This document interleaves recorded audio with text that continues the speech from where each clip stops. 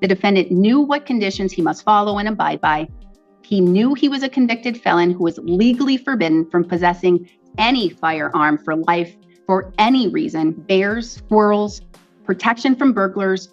Wait, did the judge seriously mention zombies? Yes, and it wasn't sarcasm. The law makes no exceptions. Not for burglars, not for bears, and definitely not for zombies. If you're a felon, you don't get to touch a gun, period. Or zombies, makes no difference. We will go on the record in the matter 24 CF 143, State of Wisconsin versus Michael Winquist. The state appears through District Attorney Kevin Schmidt in person. We have Mr. Winquist appearing in person in custody with counsel Eugene Harrington. We're set today in this matter for an oral ruling. The parties have requested that the court review and approve a plea bargain, a plea deal that has been presented. We are in victims' rights compliance. Yes. All right, we are in victims' rights compliance at this time. Although I'm going to be making an oral ruling right now, I'm only going to give you a gist or a brief summary of what my decision is. I have a full written decision that I will sign immediately after this hearing, and the parties will have access to. The reason why I am not going to submit it right now, or I'm not going to read the decision, because it is 13 pages. So it gives much for the parties to review and to discuss, but I'm going to say this was a very difficult decision to make. Pay attention here. The judge isn't just rubber stamping a deal. She calls it a very difficult decision. And in courtroom language, that's a warning sign. Something about this plea bargain doesn't sit right with her. I have in front of me allegations of very heinous crimes that cause significant and permanent physical and emotional harm to a person and left a juvenile emotionally scarred. I have two attorneys whom I respect thoroughly, who understand the law and know the facts of this case thoroughly, more thoroughly than I have been provided. I only have access to the facts in the criminal complaint, the statements made during the hearings by counsel, and the facts that as they are outlined in the defense's stipulated facts memorandum. A plea bargain requires a court to have thorough review of what it has in front of it.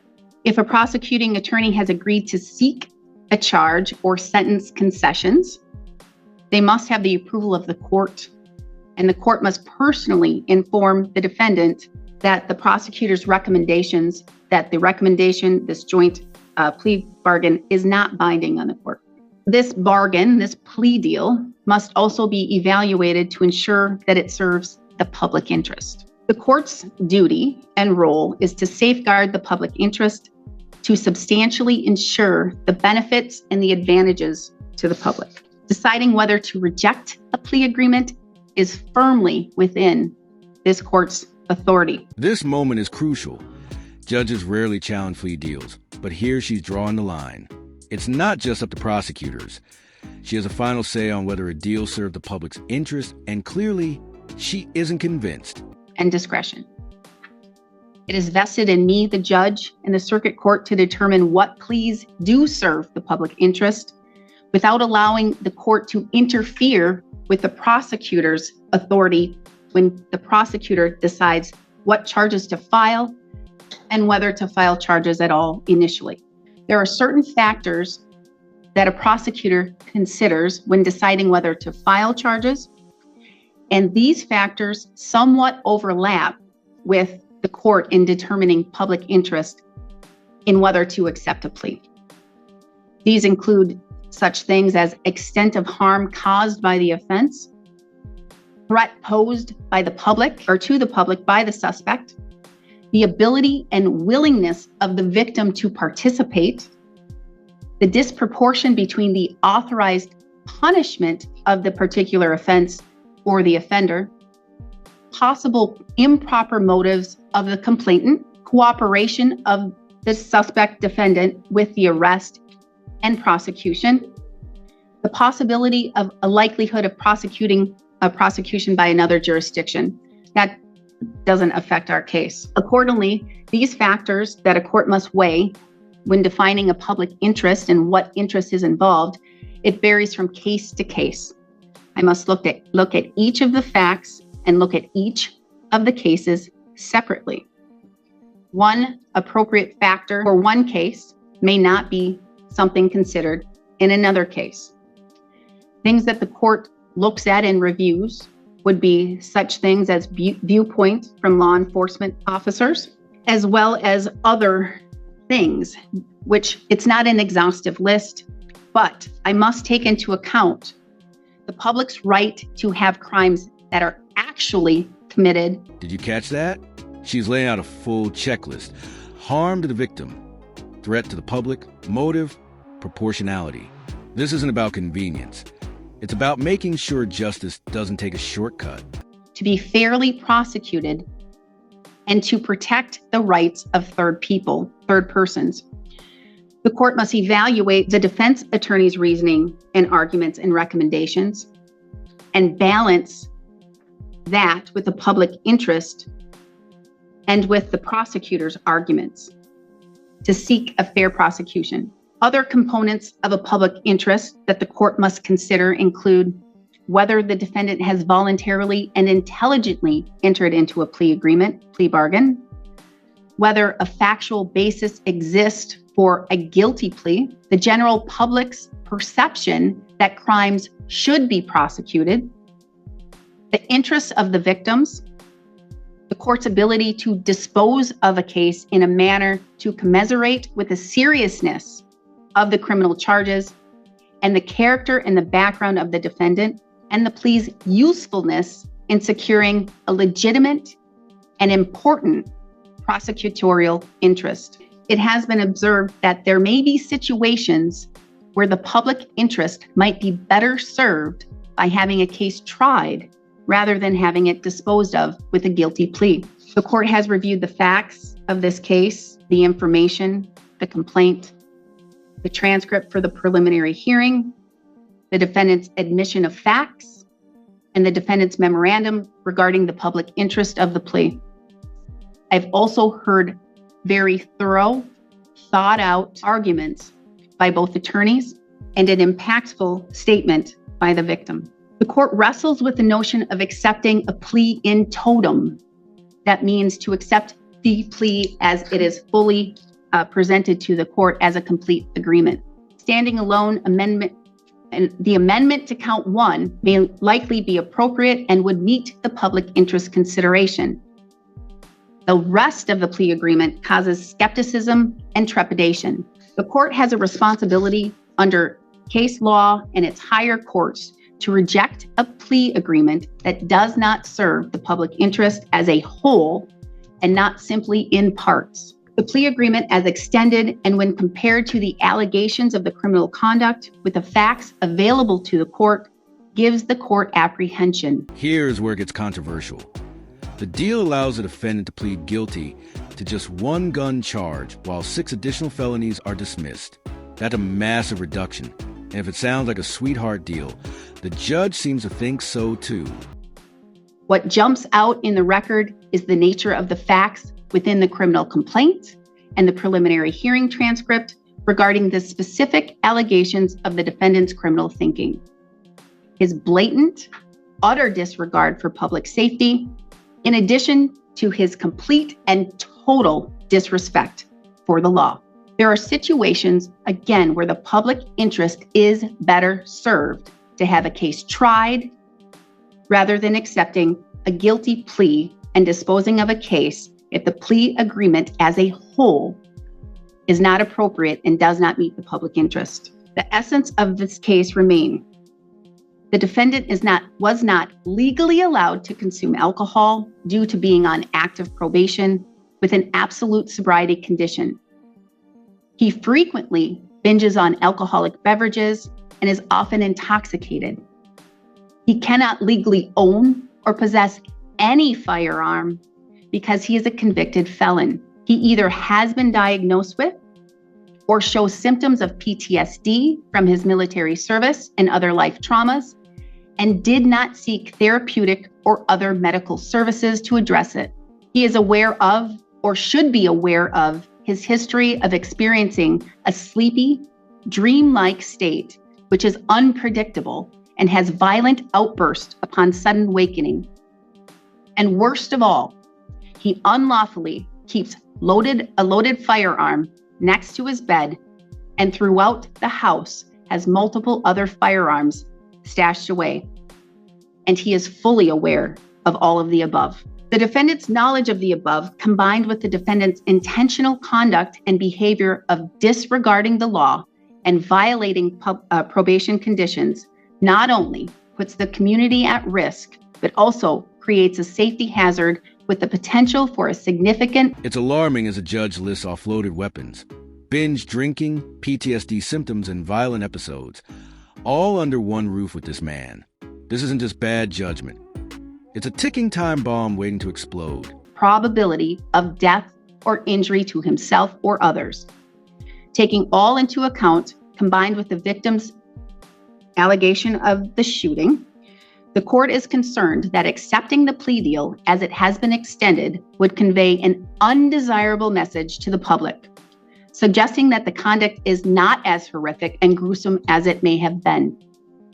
The plea would lack the deterrent effect needed to prevent others from engaging in similar serious criminal conduct and behavior. The court need not accept the plea offer as presented unless the court is convinced that the state and the defense with certain facts exist.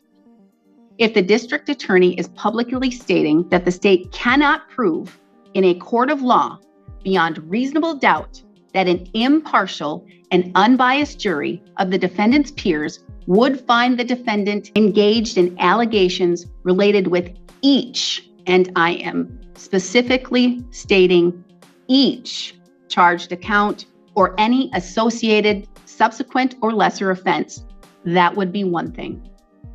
However, with this case, the attorneys are simply informing the court that considering the facts and the evidence, count 1, first-degree intentional homicide as an attempt, is not the accurate charge, as the evidence points to a lesser included charge, and a more appropriate charge would be, as the parties have agreed, second-degree reckless endangering the safety with use of a dangerous weapon modifier. And that may be accurate and true. The court notes that, as the facts are outlined in the case, the modifier is, for the most part, meaningless and does not increase penalties, sanctions, or otherwise. Additionally, as part of the plea bargain, the defendant would plead guilty to only 1 count of felon in possession of a firearm. The remaining 6 Class G felonies for a felon possessing a firearm would be dismissed and read in, along with the other misdemeanor count for operating a firearm while intoxicated. Again, the attorneys are not telling the court that the other 7 criminal charges cannot be proven beyond a reasonable doubt, only that count 1 is not accurate and it is not the correct criminal charge based upon the facts and the evidence of the case. The maximum possible penalty the defendant would face with the plea deal would be 12.5 years of incarceration and 5 years of extended supervision. Even if the matter proceeds to a trial, as it is charged, and if the defendant is found not guilty on count 1 as charged with no lesser included, if found guilty on the remaining counts and charges, the defendant would face a maximum possible penalty of 35 years and 9 months of initial incarceration with 35 years of extended supervision. This is a significant reduction in the incarceration length hanging over the defendant's head. The court is looking at all of the information and the arguments and hearing the impact of the victim and the impact of the juvenile victim. And in viewing the gravity of the offense, if the facts presented to the court are accurate and factual, this case is so serious and so severe that it would depreciate the seriousness of the offense and promote disrespect. The hammer drops as a judge rules that accepting the plea would diminish the seriousness of the crime and send the wrong message, not just for this case, but for every future case that might follow its precedent. for the law if the court accepted the plea deal. Further, it would not promote a public interest or be a deterrent factor to others. Even though the defendant is making concessions to plead to a serious charge and is accepting responsibility for some of his conduct and actions, the plea would not have the deterrence effect to prevent others from engaging in similar criminal thinking and a total disrespect of the law and the entire criminal justice system. The defendant was not only on probation at the time of these actions, but was also being monitored by the law enforcement and by probation with certain conditions and mandates. The defendant knew what conditions he must follow and abide by. He knew he was a convicted felon who was legally forbidden from possessing any firearm for life for any reason, no matter the reason or the excuse. Bears, squirrels, protection from burglars, or zombies makes no difference. The defendant is a convicted felon and has no legal right to possess a firearm for life. He intentionally disregarded that prohibition and spat at the legal system, believing he was above the law and could do what he wanted as he wanted. What happened that day was one of the most serious crimes that could have happened in a situation like this. The only worse outcome would be if the victim had died. Even though the defendant accepts the offered plea deal and admits to guilt, or would admit to guilt, thus eliminating the need for a trial, that is not a decisive factor. The impact on the victim must be viewed as well. The victim in this case is not opposed to a trial.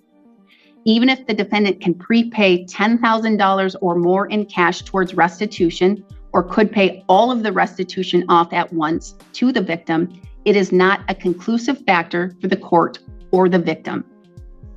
All components of this deal show that the defendant is not accepting the plea deal and admitting to guilt to limit the victim from public scrutiny, embarrassment, or trauma. Rather, the defendant is accepting this plea deal and would be admitting to guilt for his benefit and gain, the reduction of incarceration exposure. The victim and her son expressed that they would rather go to trial and have a jury of their peers determine whether the defendant is guilty on all charges rather than the court accepting the plea deal. The victims, in theory, could be re-victimized if the court accepts the plea as proposed. The state and the defense argue that there is inadequate evidence to prove and support count one as charged. The court is not making that determination. The jury is an impartial and unbiased decision-making body. The jury will determine the credibility and the believability of the facts, testimony, and evidence presented at trial. The state could request of the court permission to amend and file an amended information. If the matter does proceed to trial, should the jury find the defendant not guilty on count one, attempted first-degree intentional homicide as charged, without a lesser included offense presented, the victim must abide by and accept the decision of the jury. Even count one not part of the equation, there remains 7 additional counts in the information. There is a possibility that the jury could find the defendant guilty beyond a reasonable doubt with the remaining 7 counts, thus increasing the potential sentence exposure to the defendant, leaving the court with a sentence determination. So as I have tried to outline and identify, the court is not accepting the plea deal as proposed. The court would consider any additional plea deals if they are constructed and gathered, but at least at this time, it's not received. Mr. Schmidt. I understand. Thank you. Mr. Harrington. Judge, I would request that the court reporter prepare a transcript to expedite the transcript. The court, and also because this is dean appointment, would request that the court authorize me to inquire of appellate counsel for the purposes of interlocutory appeal. Must do that in writing, and the transcript's going to say pretty much a lot of what is in my written decision, but you'll get both. I need both. I need it expedited because the time for the request for interlocutory appeal is 10 days, if I recall correctly. 20. 10/20, doesn't matter. It's a holiday week next week. And then one final question as it relates to interlocutory appeal and the evaluation of that as an option to the defendant. Will the court permit second-degree reckless endangering safety with a firearm to be a lesser included offense to the count 1 as alleged in the information? If it goes to a jury, do we get to use that as a lesser included offense? Kind of a premature question, but It could be a premature question, but I may not have been as specific in my statement to the attorneys. The attorneys know the facts better than this court. Attorneys know the facts more in and out than this court. And whether or not, as it relates to intentional homicide, even as an attempt, whether or not the facts would be applicable or they would be able to meet each of the elements of that crime. As I stated, the attorneys have reviewed this. The attorneys have determined that second-degree reckless with the modifier may be a more appropriate charge.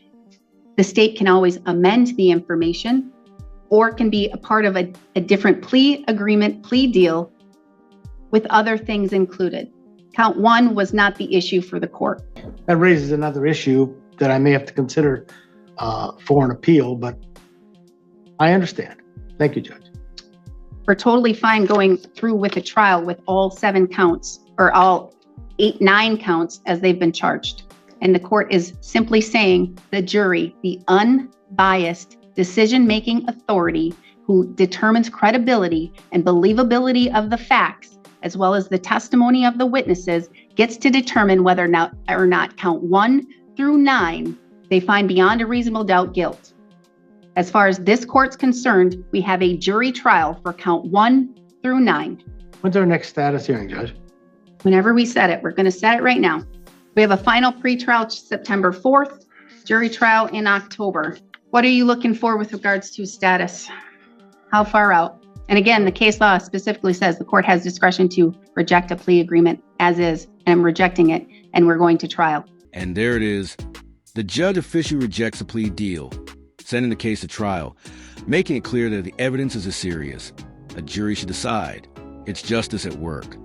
Showing that even when the process is messy, the system is meant to let the truth play out in full view. I agree. That's what the law says, Judge. What are you looking at? How far out? Do you want to revisit this 17, 18 of July? You and I will revisit before then, but Why don't we talk after this hearing? I think you might have heard things from Judge that she didn't say. And you're going to get my written decision right here that says everything that I said. sure. Everything I said. All right. So I don't have the ability to do the 17th or the 18th, but Then next week of the 21st, status, real short status. real We'll short either, status. we'll either come up with, I can a new deal, or- probably fit a real short status somewhere in that week that you're asking, but I have to look very carefully because I'm supposed to have a trial, but it is going to be most likely gone and I have other things scheduled. I could do the 17th. I have only a couple hearings scheduled. what time, Judge? My one hearing's at 2. How about 1:30? 1:30 works. 1:30 on July 17th. And if you're requesting a transcript, it must be in writing to the court reporter. Can I send you an email? All right, anything further? Not for me. Mr. Harrington? Thank you, Judge. Thank you. We are adjourned.